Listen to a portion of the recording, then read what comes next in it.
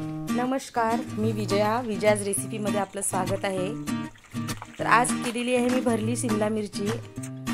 अशा प्रकारे जर तुम्ही शिमला मिरचीची भाजी कराल तर नक्कीच 2च्या ऐवजी 4 पोळ्या खाल। इतकी सुंदर टेस्टी अशी ही भाजी होते, एकदम खमंग अशी भाजी होते। एकदा जर करून खाल तर वारंवार खाल। तर चला रेसिपी बघूया। तर भरली शिमला मिरची करण्याकरिता मी 1/2 किलो शिमला मिरची आणली आणि ती स्वच्छ पाण्याने धुवून घेतलेली आहे।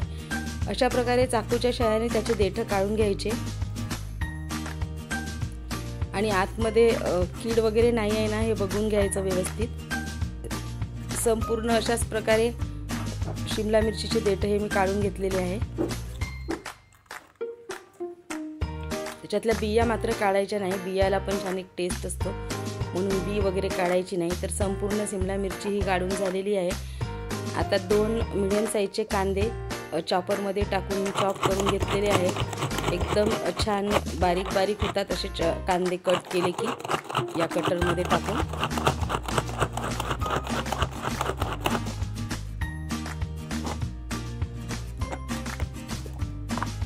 पाहू शकता कांदे हे चॉप झालेले आहे मस्त व्यवस्थित। आता कढईमध्ये तेल ठेवलेलं आहे, कढई गॅसवर ठेवलेली आहे। तेल छान कडकडीत गरम होऊ द्यायचं।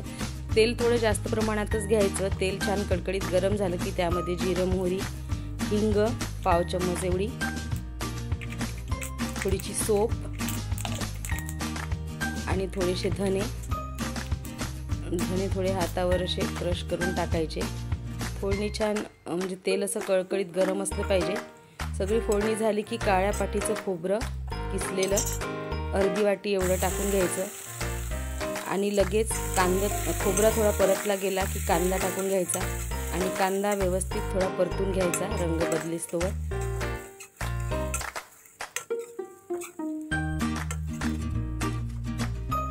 कांद्याचा थोडा रंग बदलला की 1 चम्मच हळद 1 चम्मच धनिया पावडर टाकून परत छान परतून घ्यायचं आणि 1 वाटी बेसन पीठ टाकलेलं आहे मी इथे। 7 ते 8 शिमला मिरची होती माझी 1/2 किलो शिमला मिरचीसाठी। एवढं जे बेसन पीठ आहे ते पुरेसे होईल पूर्ण याला। बेसन पीठ टाकून बेसन पीठ छान खमंग असं परतून घ्यायचं। थोडं व्यवस्थित बेसन पीठ परतून झालं की त्यात मी 1 चम्मच थोडा कांदा लसूण मसाला घातलेला आहे आणि 1 चम्मच आलं लसूणची पेस्ट घातलेली आहे। आलं लसूणची पेस्ट सुद्धा छान परतून घ्यायची बेसनामध्ये। छान खमंग असा सुवास सुटेपर्यंत परतायची। आता आलं लसूण पेस्ट परतून झाली की चवीप्रमाणे तिखट आणि मीठ घालायचं। तिखट मीठ मसाले व्यवस्थित छान परतून घ्यायचे। पूर्ण बेसन पिठाला सगळे मसाले हे लागले पाहिजे। याच्यामध्ये पाणी नाही टाकायचं आहे आपल्याला। छान आता बेसन पीठ परतून झालेले आहे। तर यावेळेस मी कोथिंबीर बारीक चिरलेली ही पाण्यामध्ये टाकून ओली कोथिंबीर याच्यामध्ये टाकलेली आहे। याचा थोडा ओलसरपणा या बेसनाला लागेल बस एवढंच, म्हणून मुद्दामून जरी धुतलेली कोथिंबीर असेल तरी पाण्यातूनच काढून टाकायची, तेवढंच पाण्याचं प्रमाण याच्यामध्ये लागेल। झाकण ठेवून आता एक छान वाफ येऊ द्यायची। झणझणीत वाफ आलेली आहे आणि मसाला तयार झालेला आहे। पाहू शकता इतका छान सुवास सुटलेला आहे, इतकी चवदार ही भाजी होते। ही तर माझ्या मुलांची फेवरेट भाजी आहे। संपूर्ण झाल्यानंतर गॅस बंद करायचं। गॅस बंद केल्यानंतर 1 चम्मच माझा घरगुती काळा मसाला टाकून हे मिश्रण एका भांड्यामध्ये काढून घ्यायचं आणि थंड व्हायला ठेवून द्यायचं।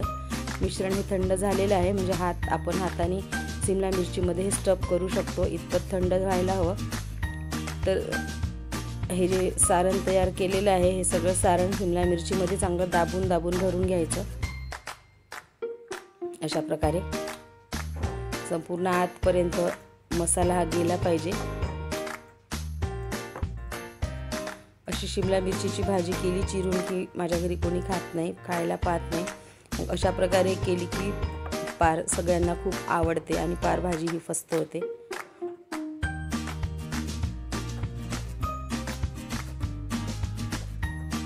बेसन पिठामुळे खमंग अशी ही भाजी लागते।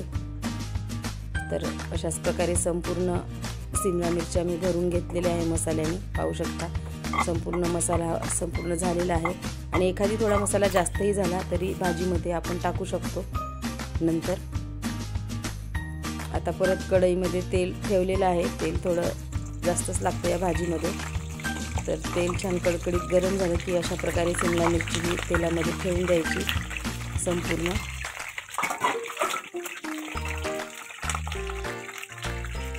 आणि झाकण ठेवून एक वाफ येऊ द्यायची. थोडी वाफ आली की अगदी थोड्या वेळाने परत ही शिमला मिरची पलटायची पूर्ण. त्याचा मसाला तर बाहेर येणारच नाही, पण छान ग्रेव्ही तयार होईल या भाजीला आणि मस्तपैकी ही भाजी तयार होईल.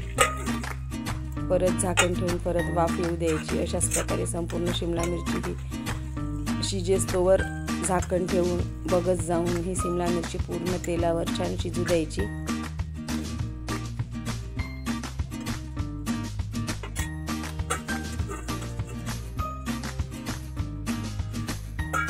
तर भाजी झालेली आहे, पाहू शकता. त्याचीच थोडं बेसन पीठ, त्याचा मसाला बाहेर आलेला आहे आणि तीच ग्रेव्ही तयार झालेली आहे आणि शिमला मिरची संपूर्ण शिजलेली आहे, म्हणजे छान परतून झालेली आहे. तर ही भाजी खाण्याकरिता तयार झालेली आहे. थंड झाल्यानंतर तेल संपूर्ण आटून जातं आणि ही भाजी अशा प्रकारे होते. तर ही भाजी भाकरीसोबत, पोळीसोबत, भातासोबत खूप छान लागते. सोबतीला फोडणीचं ताक किंवा दह्याची कढी, लोणचं असलं की झालं.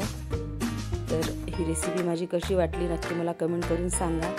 खूप गरम आहे त्याच्यामुळे असं लासत आहे माझ्या हाताला, म्हणून नाही तर पटकनच ही तुटते. खूप छान लागते. जर ही माझी रेसिपी आवडली असेल तर नक्कीच माझ्या व्हिडिओला लाईक करा आणि इतरांसोबत शेअर करा. आणि अशाच नवनवीन रेसिपीज पाहण्याकरिता माझ्या यूट्यूब पेजला सबस्क्राईब करा, फेसबुक पेजला फॉलो करा. पुन्हा भेटू अशाच एका नवीन व्हिडिओसोबत. तोपर्यंत बाय बाय.